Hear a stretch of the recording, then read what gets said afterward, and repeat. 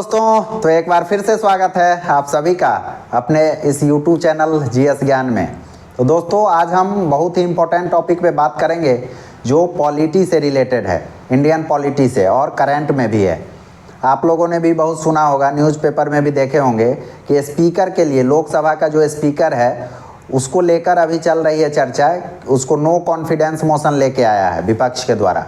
तो ये no confidence motion जो है, सबसे पहले ये समझना ज़रूरी है, नो कॉन्फिडेंस मोशन जो है कभी भी स्पीकर के लिए यूज करना टेक्निकली सही नहीं है। नो कॉन्फिडेंस मोशन जो होता है हमेशा सरकार के लिए विपक्ष लेकर आती है अपना बहुमत साबित करने के लिए, तो वो वहाँ यूज होता है, चाहे वो सेंट्रल गवर्नमेंट हो चाहे स्टेट गवर्नमेंट हो। यहाँ पे स्पीकर के लिए टर्म यूज होता है आपका removed by resolution passed by Lok Sabha.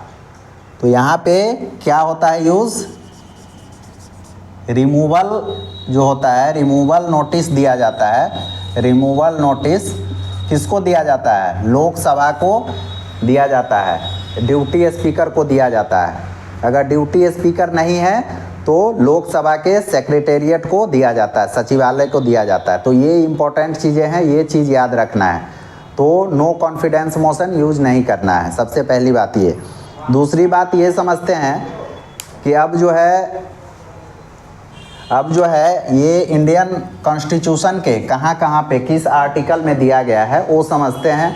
इसका ओरिजिन क्या है ये समझेंगे, और इसका रिमूवल प्रोसेस क्या है ये समझेंगे लास्ट में। तो दोस्तों, सबसे पहले समझते हैं ये स्पीकर का जो पोस्ट है ये हमारे इंडिया में कहाँ से ओरिजिन हुआ, कहाँ से हम लोग अडॉप्ट किए हैं।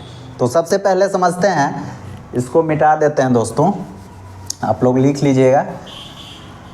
सबसे पहले जो हुआ था 1919 का एक्ट है जिसको हम लोग कहते हैं मॉन्टेगू चैम्सफोर्ड जो है रिफॉर्म है, उसके अनुसार जो है 1919 में इसको लाया गया था इस पोस्ट को।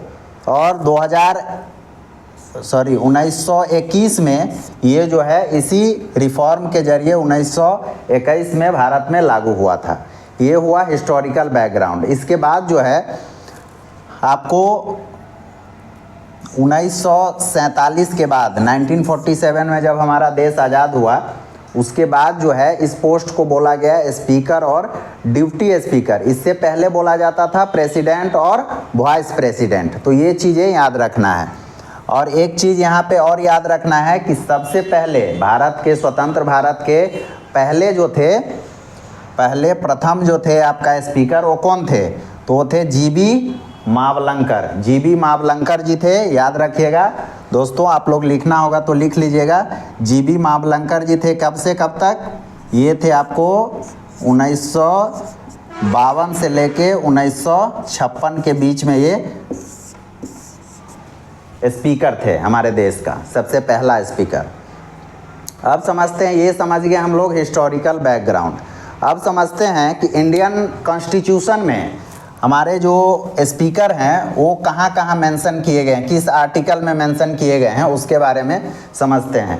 क्योंकि स्पीकर का जो पोस्ट होता है दोस्तों ये बहुत ऑनरेबल पोस्ट होता है, हाई डिग्निटी वाला पोस्ट होता है विद इन द लोकसभा। तो ये आप लोग को समझना ज़रूरी है, और ये एग्ज़ाम पॉइंट ऑफ व्यू से भी बहुत इंपॉर्टेंट है। बहुत से प्रीवियस ईयर्स यूपीएससी इवन बहुत से क्वेश्चन पूछे हैं, तो यहाँ से आपको बहुत से क्वेश्चन पूछे जाएंगे। तो ये जो है बहुत इंपॉर्टेंट है। अब समझते हैं कि इसका जो है स्पीकर का जो है पोस्ट डिग्निटी होता है विद इन द लोकसभा। अब समझते हैं कौन कौन से आर्टिकल में दिए गए इंडियन कॉन्स्टिट्यूशन के इसके पोस्ट के बारे में। तो सबसे पहले आर्टिकल 93 से लेके 97 तक इसका जिक्र किया गया है। अंडर आर्टिकल 93 इलेक्शन के बारे में बात करता है। 94 जो है आर्टिकल 94 ये बात करता है रिमूवल, रिजाइन और इस सब के बारे में। तो यही जो है अभी ये जो मैटर है 94 आर्टिकल को लेके ही अभी चल रहा है विवाद।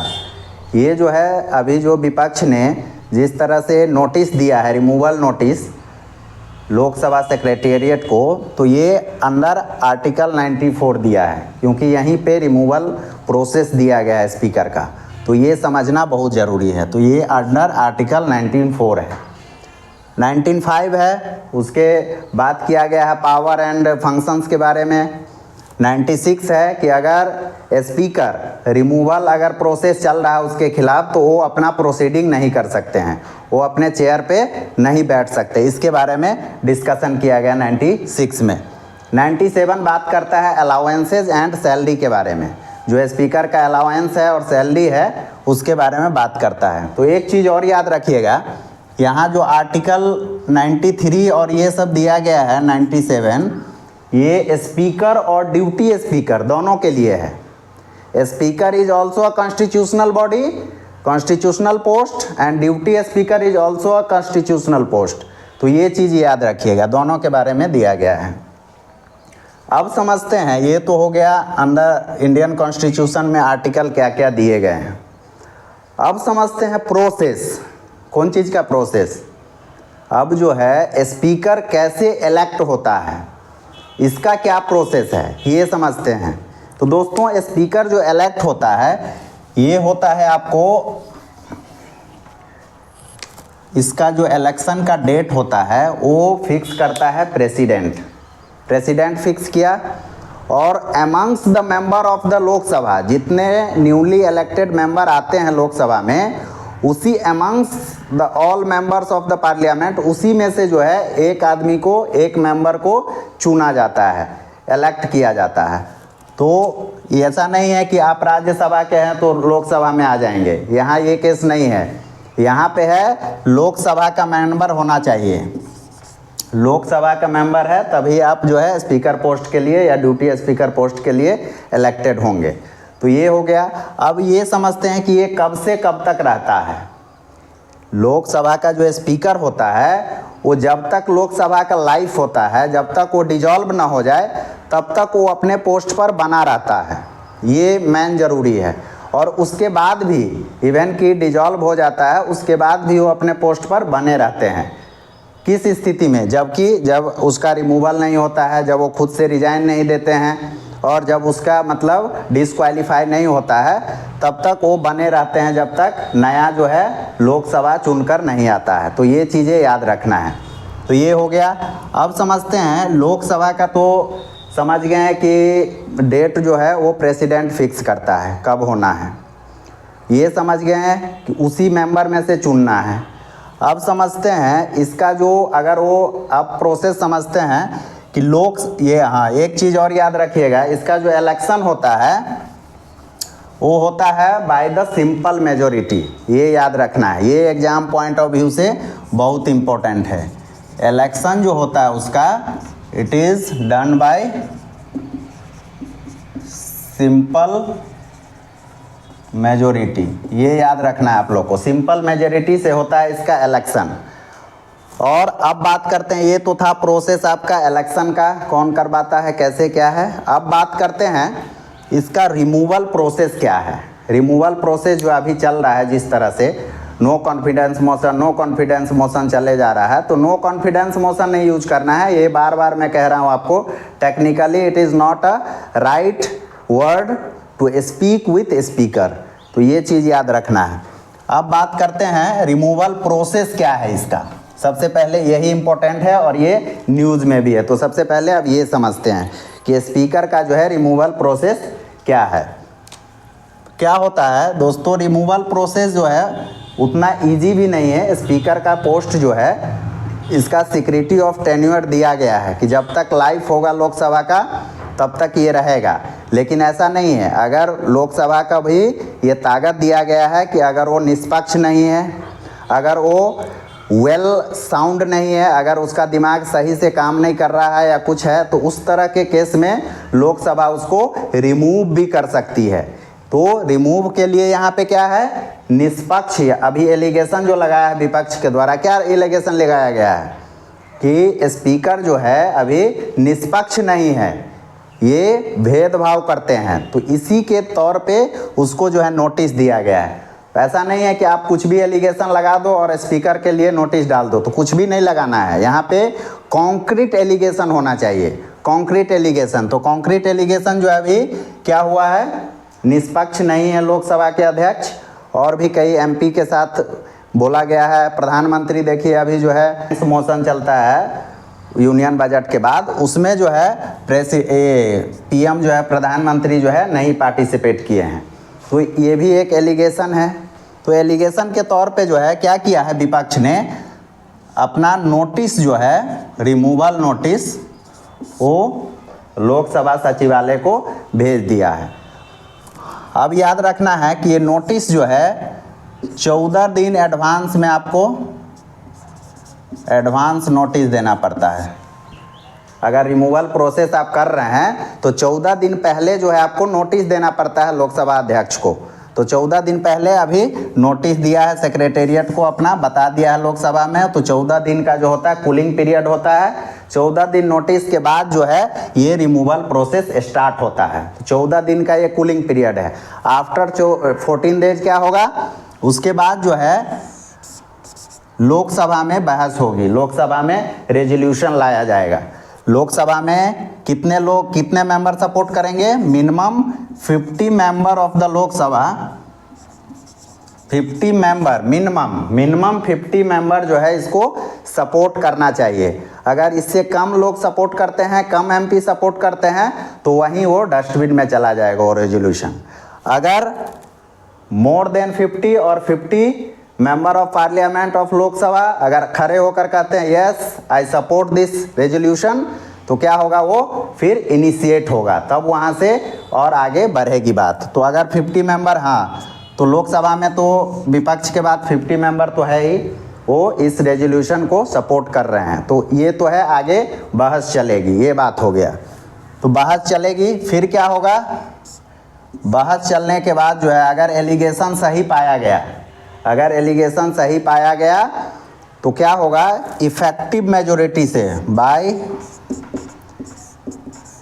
इफेक्टिव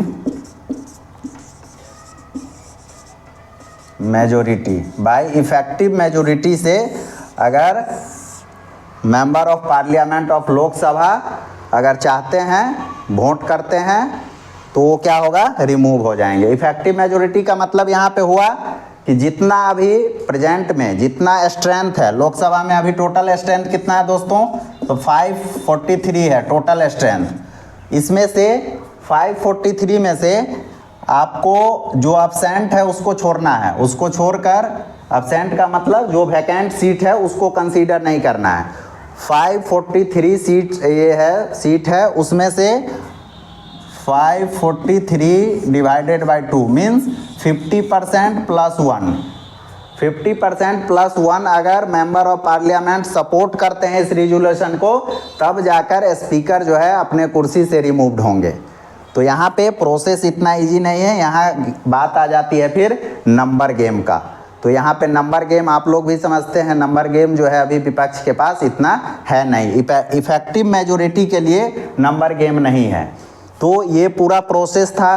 पहले अगर सबसे पहले एलिगेशन, कॉन्क्रीट एलिगेशन होना चाहिए।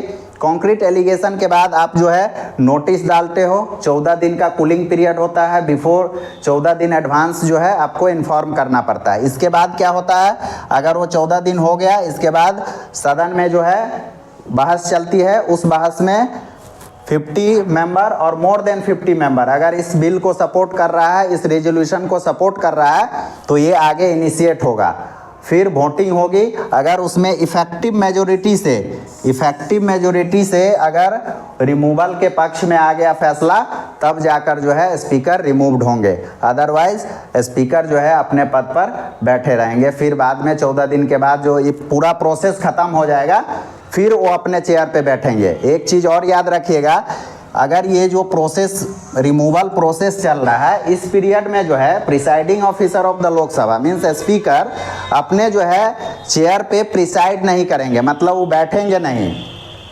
दोस्तों मैं ये मिटा देता हूँ यहाँ से, आप लोग लिखते जाइएगा ताकि चाहे पढ़िएगा तो ये आपको दिमाग में बैठ जाएगा।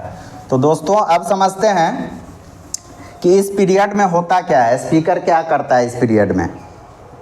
स्पीकर जो है इस पीरियड में अगर ये प्रोसेस चल रहा है रिमूवल प्रोसेस, तो इस पीरियड में लोकसभा अध्यक्ष जो है पार्टिसिपेट कर सकता है, अपने चेयर पर बैठकर जो है हाउस को प्रिसाइड नहीं कर सकता है नैतिकता के तौर पे, तो हाउस पे प्रिसाइड नहीं करेगा, वो क्या करेगा, उसमें पार्टिसिपेट कर सकता है, वो अपना बात रख सकता है और वो फर्स्ट इंस्टेंस में वोट कर सकता है। पहले जैसे दूसरा एमपी वोट करता है कोई मैटर पे, वैसे ही जो है इस पीरियड में जो है स्पीकर क्या कर सकता है, फर्स्ट इंस्टेंस में वोट कर सकता है। जनरली क्या होता है, स्पीकर फर्स्ट इंस्टेंस में वोट नहीं करता है, वो क्या करता है, वो करता है कास्टिंग वोट। जनरली जो होता है स्पीकर क्या करता है, कास्टिंग वोट करता है।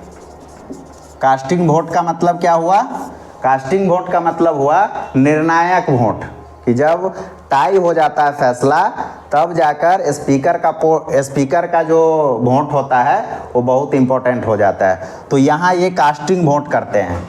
कास्टिंग वोट कहाँ दिया गया है, अंदर आर्टिकल 100, अंदर article 100 of the Indian constitution is given casting vote of the speaker, ये दिया गया। कास्टिंग वोट का मतलब क्या हुआ, निष्पक्ष। स्पीकर जो है निष्पक्ष है, वो जनरली सब किसी भी बिल पे या किसी भी रेजोल्यूशन पे वोट नहीं करेगा। वो क्या करेगा, जब टाई हो जाएगा, स्थिति जो है टाई हो जाएगा तब जाकर वोट करेगा। ये निष्पक्षता को दर्शाता है। दूसरा चीज़ वो क्या करेगा, वो सब कुछ कर सकता है, बता दिया आपको, इस पीरियड में है फर्स्ट इंस्टेंस में वोट करेगा, और जनरली जो होता है स्पीकर कास्टिंग वोट करता है दोस्तों। तो ये सब चीज़ें हैं, और भी बहुत फंक्शंस हैं इसके। ये कई जो है पार्लियामेंट्री कमेटी के चेयरपर्सन होते हैं, ये मनी बिल डिसाइड करते हैं, इन्हीं का रोल है स्पीकर। तो ये सब याद रखिएगा। और दोस्तों एक चीज़ और याद रखिएगा, इसमें जो है आपको बता देता हूँ, ये जो स्पीकर है वो कहाँ कहाँ से जो है अपना पावर डिराइव करता है। फंक्शन जो है स्पीकर कहाँ से अपना पावर डिराइव करता है, तो सबसे पहले तो है आप समझ जाइए इंडियन कॉन्स्टिट्यूशन से।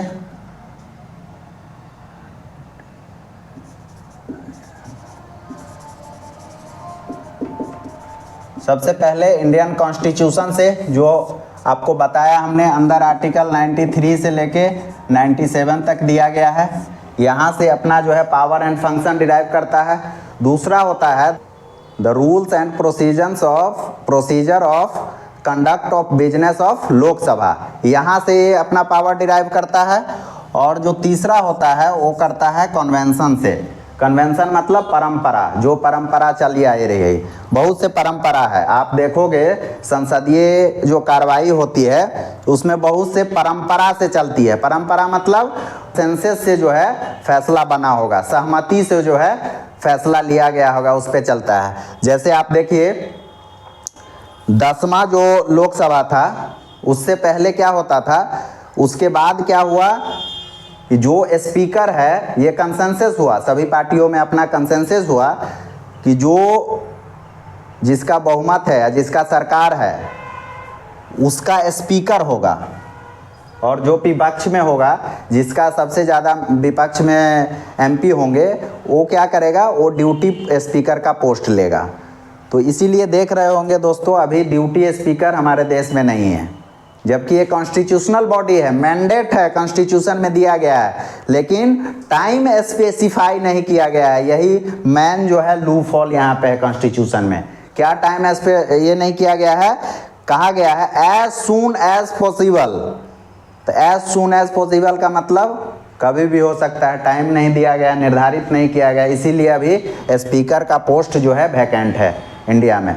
तो ये जो है अगर ड्यूटी स्पीकर का पोस्ट जो है वैकेंट है, तो ड्यूटी स्पीकर का पोस्ट जो है इसीलिए कॉन्सेंसस के बनाया गया था कि विपक्ष के पास होगा, ताकि अगर स्पीकर ना रहे तो वो चेयर को प्रोसीड करेगा, ताकि निष्पक्षता बनी रहे।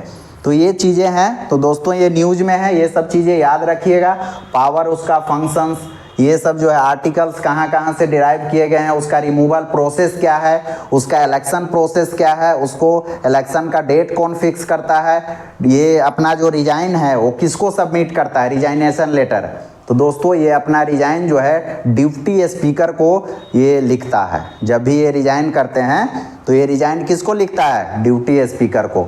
लेकिन डिप्टी स्पीकर अभी नहीं है, तो उस केस में सचिवालय को, सेक्रेटेरिएट को अपना जो है रिजाइन वो लिख सकते हैं।